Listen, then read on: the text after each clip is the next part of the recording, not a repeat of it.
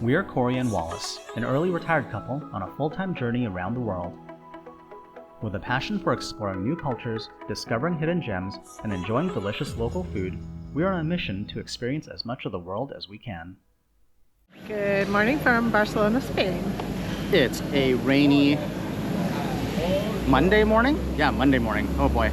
And we are about to embark on another free walking tour with Runner Bean Tours. And today we are going to do the Gaudí walking tour, which should be interesting. So Antoni Gaudí was a famous Catalan designer slash architect. And we're going to be wandering around the streets of Barcelona today, checking out a bunch of his work. Yeah, if the other tour was any indication, this is going to be amazing. Yeah. And in 1878, he also gets his first commission, solo commission, which he gets commissioned by the City Council of Barcelona. And that commission had to be placed on this square here. It's still standing. If you know what it is already, if you don't, have a look around. What do you think could be Gaudí's first work? Which ones? Yeah.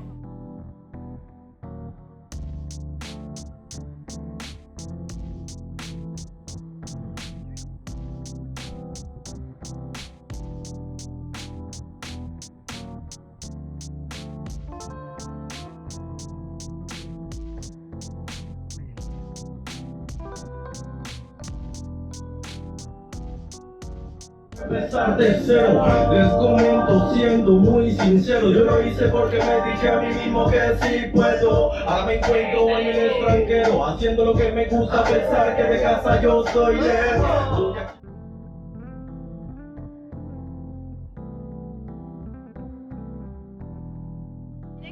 The name of the house is Casa Leo Morera.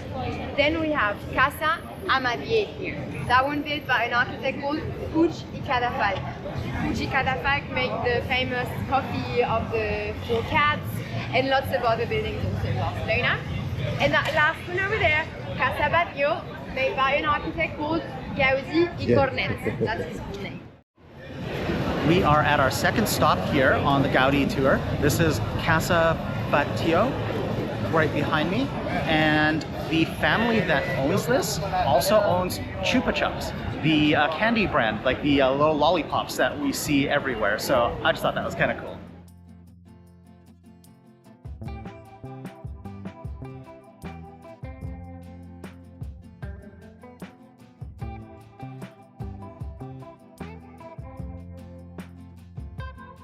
People hated it. They would call it La Pedrera, which is now part of its official name. It's called Casa Milà and La Pedrera. La Pedrera in Catalan means the stone quarry. What was most shocking of the building were the balconies. These are 33 different balconies. They're made out of like recycled iron. You really has beaten the iron back together.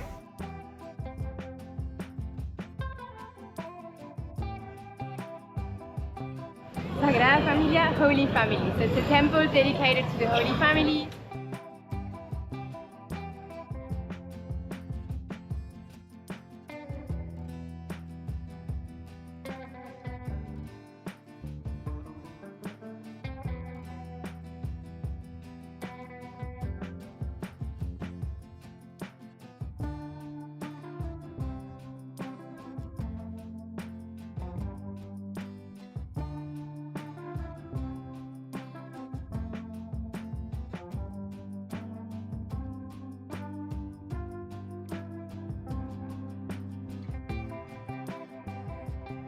Above the twisted columns, so still between the doors, that's the Nativity. It's a quite little one. It's only Joseph standing, Maria sitting with the baby, and on the right side there's the head of the donkey, and on the other side the head of the ox.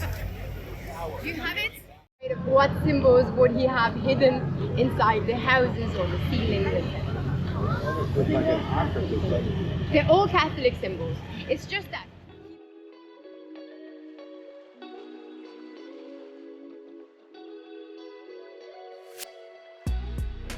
Passion facade. So that one here, Gaudí has seen nothing out of this. Though it was made after one of his drawings. is from here. And so that part without the towers, that was built in the 60s. And then all the sculptures on the facade were built in the 80s and the 90s. The sculptures, you see, they follow the shape of an S that starts bottom left.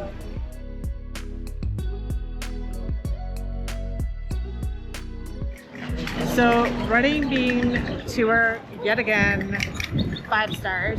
Bottom line is we covered a lot of ground today. We went over a few of Gaudí's buildings, from his first solo commission to his ultimate masterpiece, the Sagrada Família, behind us right now. Tons of information, more than we can regurgitate right here. But bottom line is, yeah, if you're here in Barcelona, definitely do one of these free walking tours with Runner Bean Tours, because you get so much more information that way. And we are going to be back here tomorrow because we've got tickets to actually go into the Basilica Sagrada Familia and go up the Nativity Tower, where we're going to get a much closer look at it tomorrow. So we're back at the Sagrada Familia. It is the next day, and we're going to go in. It's amazing how busy it is here, because yesterday was busy, but not to this degree. Yeah, it is a Tuesday. It's about 12 p.m. right now. Our ticket time is for 12:15. If you're coming to Barcelona, keep in mind this is one of the busiest tourist activities in the country. Actually, I think the busiest. Almost 5 million tourists went into the Sagrada Familia and toured it last year. And if I'm not mistaken, from what I read, about 18 million tourists in total visit the area immediately surrounding to come take pictures. So it is very crowded. Make sure you book your tickets well in advance through the official website, which we'll link down below.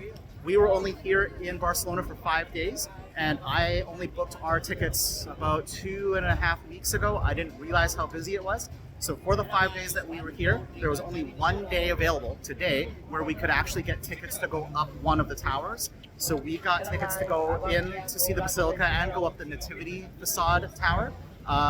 There was nothing available for the Passion Tower.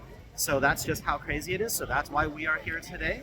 And yeah, this should be pretty interesting because this cathedral is insane. So a few of the rules, we're not 100% sure how strict they are. We read on the website, shoulders and knees need to be covered. So I've got a scarf with me, and no cameras are allowed in there. So we're going to be doing all the video from within on our phone. So we'll see how strict it is. We'll let you know at the end if we notice something different. But the other thing is bring your headphones or earbuds, because the tickets are digital e-tickets that you get through their official app, but you can also download an audio guide that you can basically self-guide yourself through the Sagrada Familia and basically listen to the tour as you go. all right, the time has come and we're going to go in. If you guys buy your tickets online, when you arrive, you go to entrance C. We are here at the Nativity Facade of the Sagrada Familia, and as the name would indicate, the Nativity Facade is dedicated to Jesus, Mary, and Joseph, and the central artwork there depicts a scene from the Nativity. It's so incredibly detailed. What do you think? Oh yeah, well we learned yesterday kind of like some of the reasons as to why some of the sculptures are there. They kind of, the audio guide also went over that, so it was kind of like a refresher. But a lot of it was Mary when she was younger, and then Jesus when he was like a teenager, and then like I imagine as he grows up, when we go inside, it seems like that's where it's headed. So yeah, it's too much detail to really try to tell you guys. So I highly recommend tours and audio guides, because that's the only way you're going to really understand this place. Yeah, absolutely. And the figures are very lifelike, and that's because Gaudí actually used local people to model all of the sculptures on the entire facade. So that's why they look so real. Now, I should also mention that this basilica has been under construction since 1882. Gaudí started working on it a year later after the original architect quit the project. So from 1883, he worked on this until his death in 1926. He knew that he wasn't going to finish this project, but he did complete the nativity facade, and he wanted that to be a guide for the future architects who took over from him. Yeah, I believe when they started, he intended for the project to go for 137 years. It's predicted it'll take at least another 10 years to completion? Correct. So right now it's 143 years on, and it is still under construction. And our tour guide yesterday says that the organization responsible for this is estimating at least another 10 years to completion, which, yeah, that's really mind-boggling.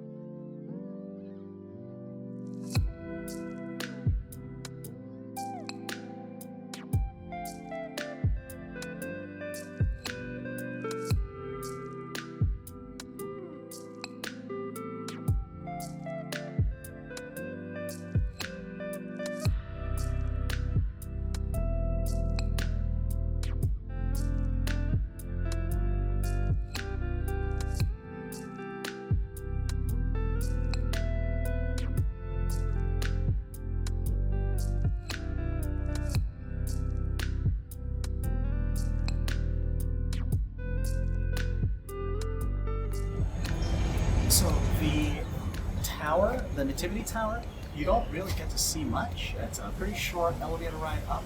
You get a little bridge across where you get a little bit of a view of the old city and the Mediterranean, and then it's a narrow set of stairs down. Be aware if you have mobility issues, you cannot go down the elevator. You have to walk down a very narrow spiral staircase, so something to be aware of.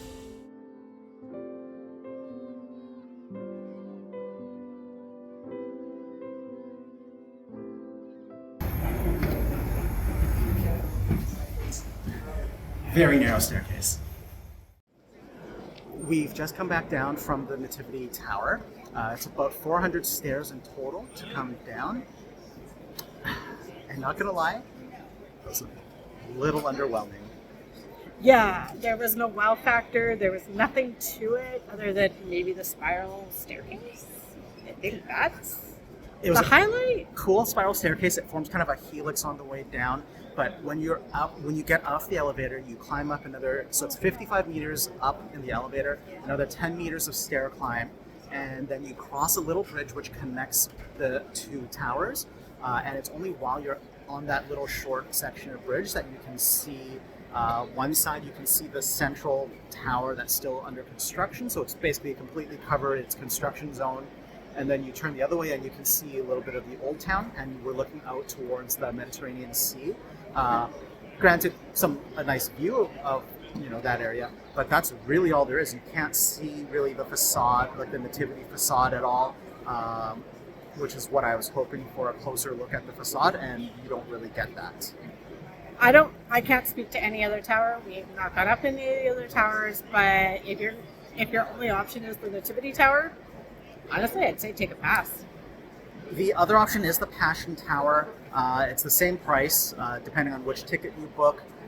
It's a slightly taller tower, and that tower faces the city itself, so it might be a more unique view.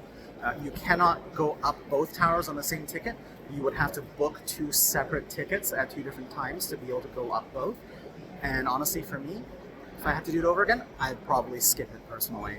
Yeah, I think the most impressive thing is the inside. So we're going to take our time and wander around.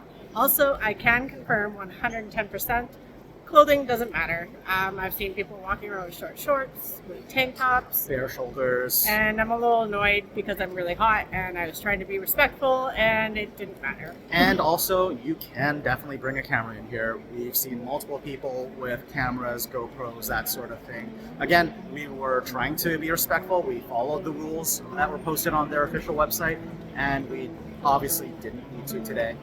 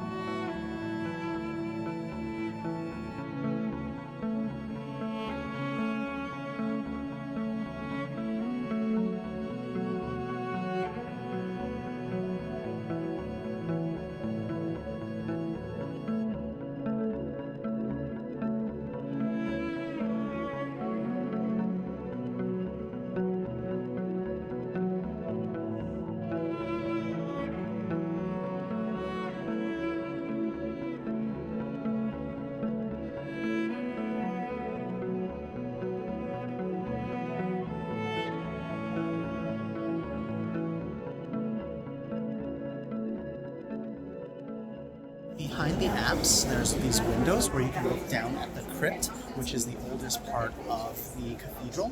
And in fact, Antoni Gaudí is buried in a crypt down there. You apparently can see it through this window. I can't quite make it out. Apparently, when we go through the museum section, there's a spot where we can see that as well.